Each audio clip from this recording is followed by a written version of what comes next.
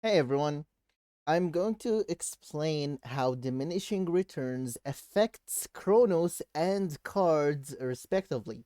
However, due to how heavy maths-wise it is, I'm going to strictly use the in-game shooting range to display this. So here is how it works. So on Buck, for example, you have a card called Concussion or a card called Reconstruction. I just need one of them to demonstrate this. So reduce the cooldown of net shot by 5 seconds. Now, if you look at the net shot's cooldown, it's on a base of 10 seconds. This means that this card is reducing your cooldown by 50% exactly. So, Chronos will absolutely be affected by diminishing returns if you add it on top of that card. So just focus on the number that will show up. It shows 5 seconds. Even if I use recovery, it shows 5 seconds on the skill bar. So what happens if I add just one level of Chronos? Is it gonna show 4? Nope, it started at 5. Now, what if I had more credits to buy the rest? Well, on Chronos 3, it actually shows you 4 seconds at the start instead of 5. Because your actual cooldown will be exactly 4.06 seconds. Exactly, because of diminishing returns. So, how does this affect anything in the game? I'm going to need to use Grover's card Chop Down to explain the entire point of this video, which is, by the way, about Grover, isn't it? That's what the title says. So, Chop Down is a card that reduces the cooldown of Crippling Throw by 1.2 seconds. Now, I'm going to edit this loadout so that I don't even have Chop Down, let's say Adrenaline, for example. And I want you to consider the skill bar, what number shows up on Crippling Throw if I have Chronos 3. I need to buy Chronos 3 first, don't I? Well, it's on a 7-second cooldown base, by the way. Let me just buy Chronos 3. Alright, now I have Chronos 3. So, Crippling Throw, it shows 5 at the start, right? Well, I'm just going to use 1 point of Chop Down to see if that changes. Still says 5. Alright, what about 2 points? Now it shows 4. Well, let's try 3 points. Still says 4. What about 4 points? Still shows 4, but it's almost instantly goes down to 3. Let's just use 5. Now it actually shows a singular frame of 4 seconds, then it drops down to 3. Well, that's how chop down works in game, but I really can't show you exactly how this works without showing you some numbers. So I'm going to need you to focus only on what matters in the table. I've only posted it for the nerds, but I need to explain it all to you in detail. All right, so I only need to explain these 2 rows in this entire thing. So, if you have Chronos 3 and you have just chopped down 1, your actual cooldown is 4.459 seconds, which is in game shown as 5 seconds for some reason.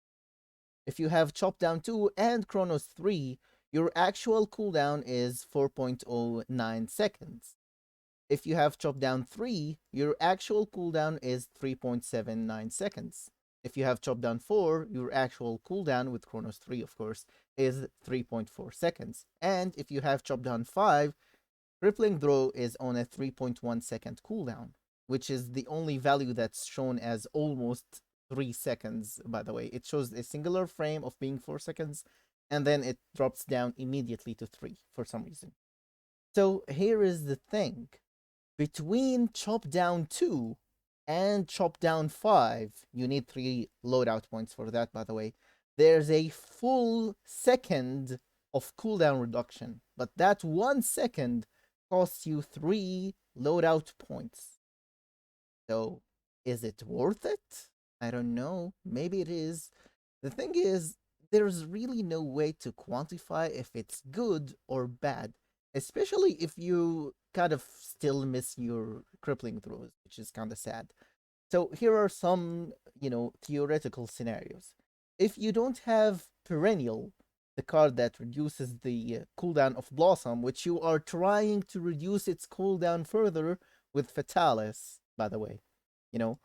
So the base cooldown of Blossom in game is 10 seconds. If you have Chronos 3, it's 7 seconds.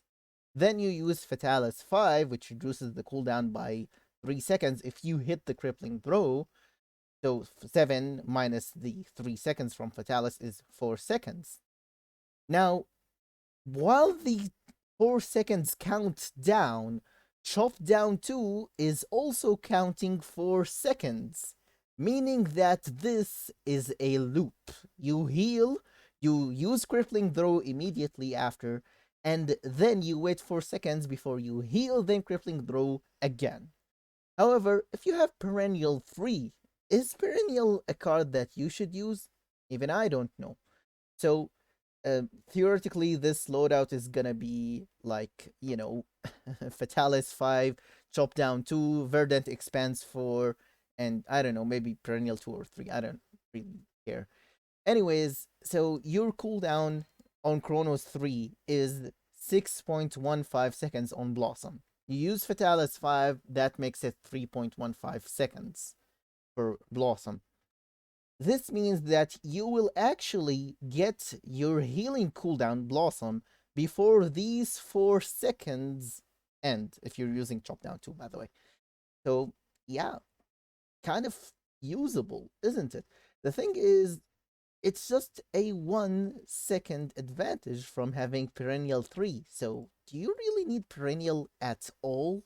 Like, it's also a thing that you waste 3 loadout points on to gain 1 second.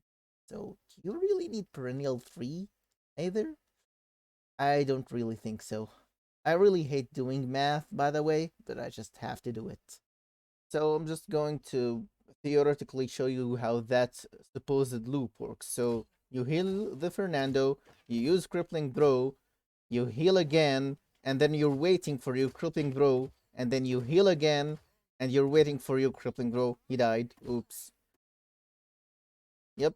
It's a loop. But you kind of got some more seconds because I have Perennial 3.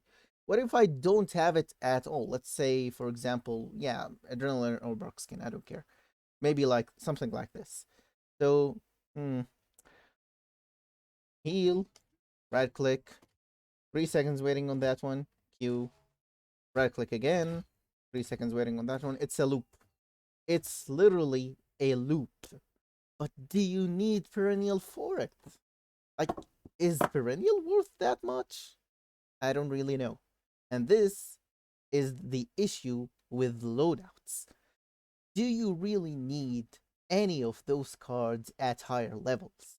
Are there better options to use? Do you really need the early game advantage that those cards offer you while you build up Chronos 3? That's the main question here. Now, of course, I have to show you some loadouts, so I went ahead and imported some of them. This is Vex 30's main loadout. It's basically like everything you would expect, like Fatalis 5 and Verdant Expanse at least at 4 points on your main Grover loadout. Some people say if you're playing Frog Isle and you pick Grover, you have to have 5 points. I don't know if he's good as a sniper on that map, but I don't care. And yeah, he's running Chop Down 3, which is, as I said, good. It's all good. Run whatever you want. No one cares. Here's Bones' loadout, which has Fatalis 5 and Verdant Expanse 5, and Chop Down 3 in Perennial 1. Here is his, snowballing loadout, because adrenaline. Like, why not? Your team gets a kill, you get 40% reduction on all of your cooldowns, so not just one of them, which is kind of okay if you're snowballing, especially in Season 5.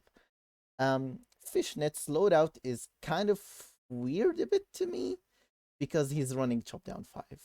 this means the cooldown of crippling draw, as I've shown you earlier, is 3.1 seconds. So yeah, Dallas isn't at 5 points though, so it changes some numbers around. It's kind of weird to me, so I put some question marks on it. And this is Vikiari's loadout. It's kind of just like Bones' one with 5 points on Verdant Expanse, but 4 points on Fatalis. Well, but it also uses Chop Down 4. I'm really confused as to what the best thing is. But the thing with Grover is everything works with Grover. Like literally everything works with him. So there is no best thing to use. You know, my own take on things is just use Chop Down 2 and Unstoppable 3 because you kind of need this card to survive some flankers. They just push you, and you need to find a way and have yourself some extra damage reduction, to be able to deal with them while your teammates, deal with things. So I really like this card. But yeah, is any of them using this? Yeah, 1 point, 1 point, 1 point. And yeah, I had a loadout before I had to delete all of these where I just had it at 2 points and one at 1 point. It's just that, you know, it's up to you to decide your own loadouts. So make sure that you're always enjoying Paladins. See you later. Here's a bonus little clip. If anyone wants to see what's all the way down here, I actually did frame counting to prove to myself that diminishing returns actually affects Chronos and the cards. So yeah, it all checks out. Well, bye bye.